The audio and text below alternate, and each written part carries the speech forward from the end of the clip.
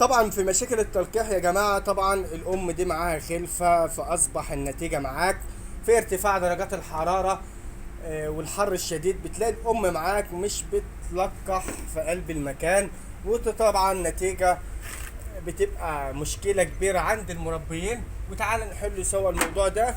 طبعا الأم معانا ولدت اهي، طبعا عايزين نلقحها، مطلوب منها بعد 4 أيام تتلقح. الوقت اللي احنا نلقح فيه في ارتفاع درجات الحرارة، ارتفاع درجات الحرارة اللي هي فوق 40.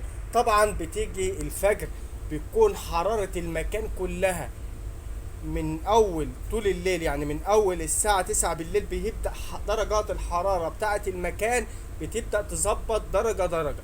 يعني لو انت سايب المكان الساعة 5 ودرجة الحرارة كانت 40 من الصبح لحد مثلا العصر، بتلاقيها بتخفض درجة درجة درجة، بتوصل لمعاك لل 35، يعني من 40 ل 35 إلى 33.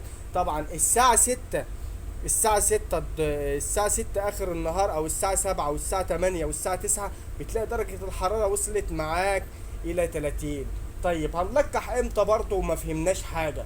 هنمسك الأمهات ساعة وجبة التانية اللي هي بعد الفجر، بتلاقي المكان عندك الظبط، المكان ما عادش فيه درجات حرارة، ودرجة الحرارة انخفضت معاك في قلب المكان زي ما انتوا شايفين على الترمومتر ده يا جماعة.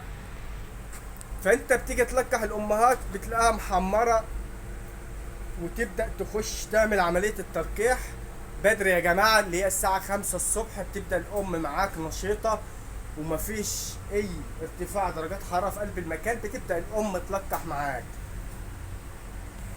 بالنسبة بقى لارتفاع درجات الحرارة، انت عندك كل يوم ممكن مثلا ترش يوم يود، مرة ترش ديزانول، مرة ترش فيركون اس، مرة تمسك البطاريات تطهرها باليود.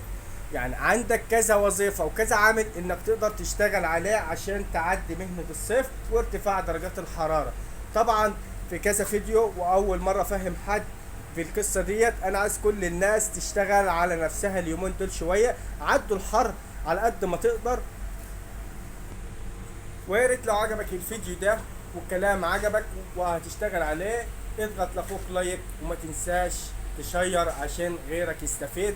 لان الناس كلها اليومين دول مفيش تلقيح، مفيش انتاج مستمر، وان شاء الله الام اللي هتتلقح في اليومين ده هو اللي هيتباع الغالي. فانت ما يبقاش السوق هيفتح معاك وسعر وارتفاع الارنب بيطلع معاك وانت نايم في الذره ومش حاسس بارتفاع. الام اللي هتتلقح النهارده يا جماعه، ونصيحة علمية، هي اللي هيتباع الغالي. لو انت بتبيع كيلو ب 75 النهارده هتبيعه ب 85 و 95 جنيه، وباذن الله. والتوفيق للجميع، والسلام عليكم ورحمة الله وبركاته.